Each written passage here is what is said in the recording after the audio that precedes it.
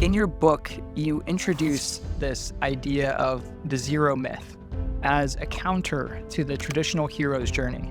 Can you explain what the zero myth is and how it challenges conventional ideas of success and personal growth? Yeah, I'd be happy to.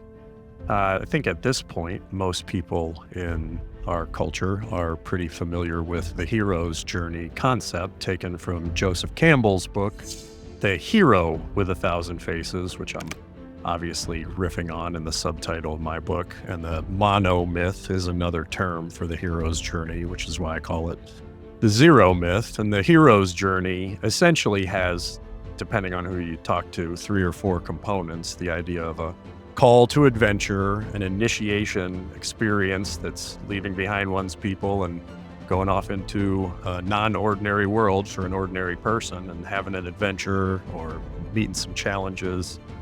There's a separation from your people, and then there's a return with all kinds of gifts learned on the lesson. And pretty much every superhero movie that you see or good book out there or even organized religious story kind of follows this pattern to the point where now it's really hard to pitch a script in Hollywood without it being the hero's journey in one form or another. They'll just flip to page 20, and if page 20 isn't about initiation, then obviously you don't understand how to write a script, and that stuff will get chucked, right?